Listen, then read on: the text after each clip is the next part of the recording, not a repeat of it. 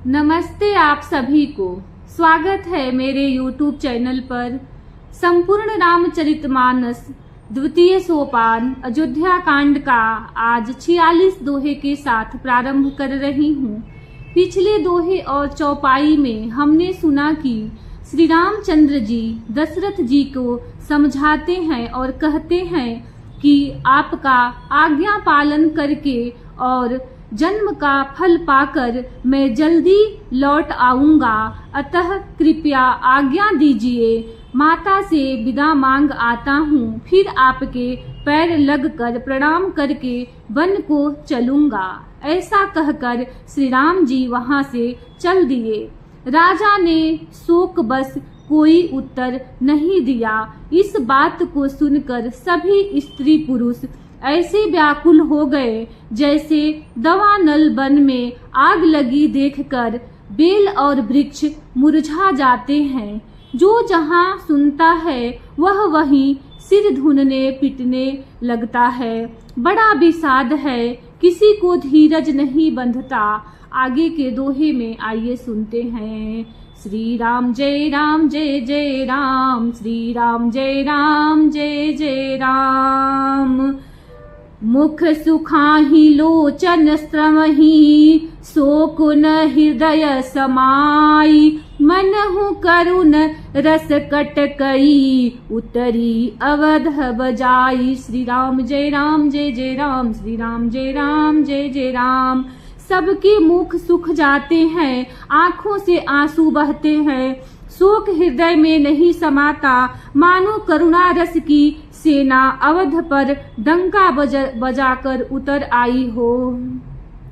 मिले ही माझ विधि बात बेगारी, जह तह देहि कै के इहि गारी। एहि पापिनिहि बूझी का परेऊ, छाई भवन पर पावक धरेऊ। सब मेल मिल गए थे, सब संजोग ठीक हो गए थे। इतने में ही विधाता ने बात बिगाड़ दी। जहां तहां लोग कैकेयी को गाली दे रहे हैं। इस पापिन को क्या सूझ पड़ा जो इसने छाये घर पर आग रख दी। निज कर नयन काढ़ी चह दीखा, डारी सुधा बिसु चाहत चीखा। कुटिल कठोर कुबुद्धि अभागी, भई रघुवंश बेनु बन आगी। यह अपने हाथों से अपनी आँखों को निकालकर आँखों के बिना ही देखना चाहती है और अमृत फेंक कर विष चखना चाहती है। यह कुटिल कठोर दुर्बुद्धि और अभागिनी कैकेयी रघुवंश रूपी बांस के वन के लिए अग्नि हो गई।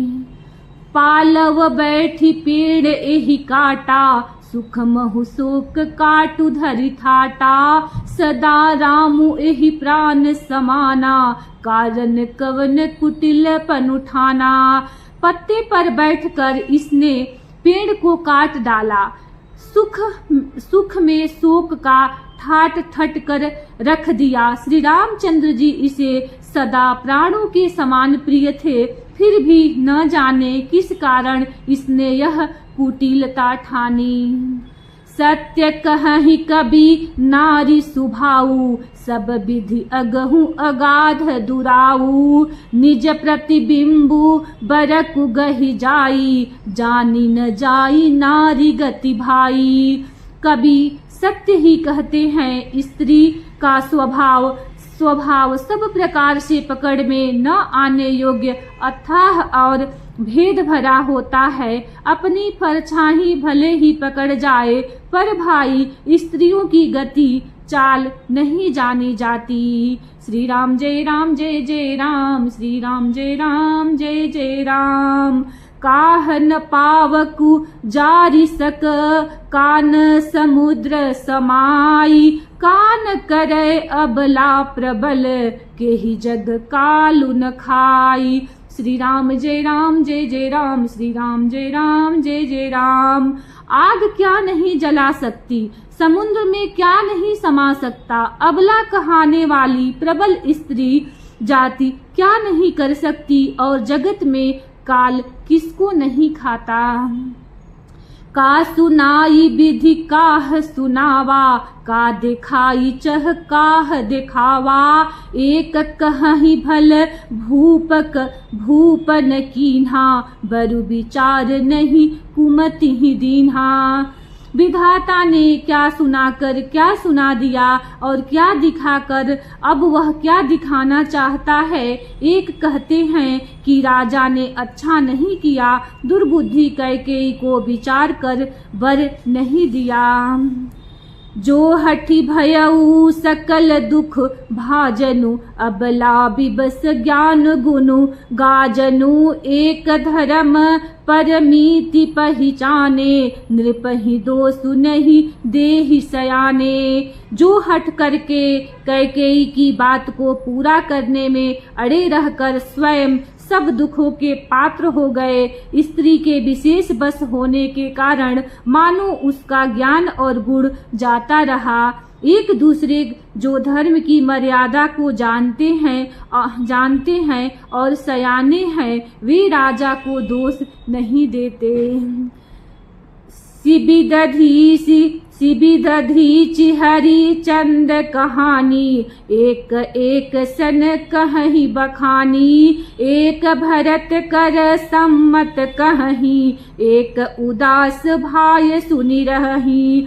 वे सिबी दधीची और हरिश्चंद्र की कथा एक दूसरे से बखान कर कहते हैं और कोई एक इसमें भरत जी की सम्मति बताते हैं, कोई एक सुनकर उदासीन भाव से रह जाते हैं, कुछ बोलते नहीं। कान मूदि कर रद गहि जीहा, एक कहहि यह बात अलीहा। सुकृत जाहि अस कहत तुम्हारे, रामु भरत कहूँ प्राण प्यारे। कोई हाथों से कान मूद कर और जीभ को दांत तले दबाकर कहते हैं कि यह बात झूठ है, ऐसी बात कहने से तुम्हारे पुण्य नष्ट हो जाएंगे। भरत जी को तो श्री राम जी प्राणों के समान प्यारे हैं। श्री राम जय जय राम, श्री राम जय जय राम। चंदु चवै बरु अनलकन, सुधा हो ही बिसतूल। सपने हु कबहु न करहि कछु किछु, भरत राम प्रतिकूल। श्री राम जय जय राम, श्री राम जय जय राम। चंद्रमा चाहे शीतल किरणों की जगह आग की चिंगारियां बरसाने लगे और अमृत चाहे विष के समान हो जाए, परंतु भरत जी स्वप्न में भी कभी श्री रामचंद्र जी के विरुद्ध कुछ नहीं करेंगे। एक विधात ही दूसनु देही, सुधा दिखाई दीन भी सुजेही। खर भरु नगर सोच सब काहू, दुसहु दाहु उर मिटा उछाहू। कोई एक विधाता को दोष देते हैं जिसने अमृत दिखाकर विष दे दिया। नगर भर में खलबली मच गई, सब किसी को सोच हो गया, हृदय में दुसह जलन हो गई, आनंद उत्साह मिट गया। विप्रबधू कुल मान्य जठेरी, जे प्रिय परम कैकेयी केरी। लगी देन सिख सीलु सराही, बचन बान सम लाग हिताही। ब्राह्मणों की स्त्रियां कुल की माननीय बड़ी बूढ़ी और जो कैकेयी की परम प्रिय थी, वे उसके सील की सराहना करके उसे सीख देने लगी, पर उसको उनके वचन बाण के समान लगते हैं। भरतु न मोहि प्रिय राम समाना, सदा कहूँ यह सब जगु जाना। करहूँ राम पर सहज स्नेहु, कहीं अपराध आज बनु देहु। वे कहती हैं, तुम तो सदा कहा करती थी कि श्री रामचंद्र के समान मुझको भरत भी प्यारे नहीं हैं। इस बात को सारा जगत जानता है। श्री रामचंद्र जी पर तो तुम स्वाभाविक ही स्नेह करती रही हो, आज किस अपराध से उन्हें बन देती हो। कबहु न कियहूँ सवति आरेसु, प्रीति प्रतीति जान सब देसु। कौसल्या अब काह बिगारा, तुम जेहि लागी वज्रपुर पारा। तुमने कभी सौतिया डाह नहीं किया, सारा देश तुम्हारे प्रेम और विश्वास को जानता है। अब कौशल्या ने तुम्हारा कौन सा बिगाड़ कर दिया, जिसके कारण तुमने सारे नगर पर वज्र गिरा दिया। श्री राम जय राम जय जय राम, श्री राम जय राम जय जय राम। सिय की पिय सगु परिहरिहि, लखन की रही हहि धाम। राजू की भूजब भरतपुर, नृपु की जियहि बिनु राम। श्री राम जय राम जय जय राम, श्री राम जय राम जय जय राम। क्या सीता जी अपने पति श्री रामचंद्र जी का साथ छोड़ देंगी? क्या लक्ष्मण जी श्री रामचंद्र जी के बिना घर रह सकेंगे? क्या भरत जी श्री रामचंद्र जी के बिना अयोध्यापुरी का राज्य भोग सकेंगे? और क्या राजा श्री रामचंद्र जी के बिना जीवित रह सकेंगे? अर्थात न सीता जी यहाँ रहेंगी, न लक्ष्मण जी रहेंगे, न भरत जी राज्य करेंगे और न राजा ही जीवित रहेंगे। सब उजाड़ हो गया। अस बिचारी उर छाड़हु कोहू, शोक कलंक कोठि जनि होहु। भरतहि अवसि देहु जुबराजू, कानन काह राम कर काजू। हृदय में ऐसा विचार कर क्रोध छोड़ दो और शोक कलंक की कोठी मत बनो। भरत को अवश्य युवराज पद दो, पर श्री रामचंद्र जी का वन में क्या काम है? नाहिन रामु राज के भूखे, धर्म धुरी न विषय रस रूखे। गुर गृह बसहु रामु तज गेहु, नृपसन असबरु दूसर लेहु। श्री रामचंद्र जी राज्य के भूखे नहीं हैं, वे धर्म की धुरी को धारण करने वाले और विषय रस से रूखे हैं, अर्थात उनमें विषयासक्ति है ही नहीं। इसलिए तुम यह शंका न करो कि श्री राम जी बन न गए तो भरत के राज्य में विघ्न करेंगे। इतने पर भी मन न माने तो तुम राजा से दूसरा ऐसा यह वर ले लो कि श्री राम घर छोड़कर गुरु के घर रहें। जो नहीं लगी हूँ कहे हमारे, नहीं लागे ही कछु हाथ तुम्हारे। जो परिहास कीन्ह कछु होई, तो कही प्रगट जनावहु सोई। तो तुम हमारे कहने पर न चलोगी तो तुम्हारे हाथ कुछ भी न लगेगा। यदि तुमने कुछ हंसी की हो तो उसे प्रगट में कह कर जना दो कि मैंने दिल लगी की है। राम सरिस सुत कानन जोगू, काह कहीं सुनि तुम कहूँ लोगू। उठहूँ बेगी सोई करहूँ उपाई, जही विधु शोकु कलंकु नसाई। राम सरीखा पुत्र बन के योग्य है, यह सुनकर लोग तुम्हें क्या कहेंगे? जल्दी उठो और वह उपाय करो जिस उपाय से इस शोक और कलंक का नाश हो। जेहि भांति शोकु कलंकु जाई, उपाय करि कुल पालही। हठि फेरु राम ही जात बन जनी, बात दूसरी चालही। जिमि भानु बिनु दिनु, प्राण बिनु तनु, चंद बिनु जिमि जामिनी। तिमि अवध तुलसीदास, प्रभु बिनु समुझि धौ जिय भामिनी। जिस तरह नगर भर का शोक और तुम्हारा कलंक मिटे, वही उपाय करके कुल की रक्षा कर बन जाते हुए श्री रामचंद्र जी को हट करके लौटा ले, दूसरी कोई बात न चला। तुलसीदास जी कहते हैं, जैसे सूर्य के बिना दिन, प्राण के बिना शरीर और चंद्रमा के बिना रात, निर्जीव तथा शोभाहीन हो जाती है, वैसे ही श्री रामचंद्र जी के बिना अयोध्या हो जाएगी। हे भामिनी, तू अपने हृदय में इस बात को समझ विचार कर देख तो सही। श्री राम जय जय राम, श्री राम जय राम। सखिन सिखावनु दीन, सुनत मधुर परिणाम हित, तेहि कछु कानन कीन्ह, कुटिल प्रबोधि कुबरी। श्री राम जय राम, श्री राम जय राम।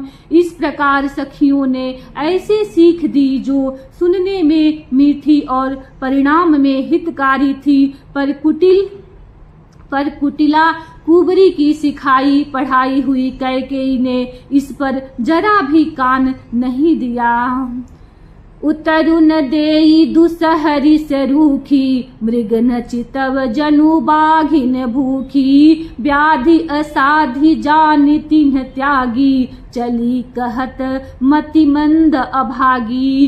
कैकेयी कोई उत्तर नहीं देती, वह दुसह क्रोध के मारे रूखी हो रही है, ऐसे देखती है मानो भूखी बाघिन हिरनियों को देख रही हो। तब सखियों ने रोग को असाध्य समझकर उसे छोड़ दिया।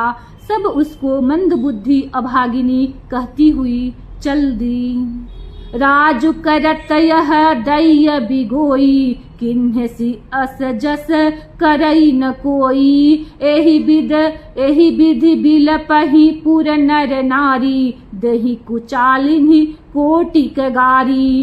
राज्य करते हुए इस कैकेयी को दैव ने ऐसा नष्ट कर दिया, इसने जैसा कुछ किया वैसा कोई भी न करेगा। नगर के सब स्त्री पुरुष इस प्रकार विलाप कर रहे हैं और उस कुचाली कैकेयी को करोड़ों गालियां दे रहे हैं। जरहि विषम जर लेहि उसासा, कवनि राम बिनु जीवन आशा। विपुल वियोग प्रजा अकुलानी, जनु जल चर गण सूखत पानी। लोग विषम ज्वर भयानक दुख की आग से जल रहे हैं। लंबी सांसें लेते हुए वे कहते हैं कि श्री रामचंद्र जी के बिना जीने की कौन आशा है। महान वियोग की आशंका से प्रजा ऐसी व्याकुल हो गई मानो पानी सूखने के समय जलचर जीवों का समुदाय व्याकुल हो।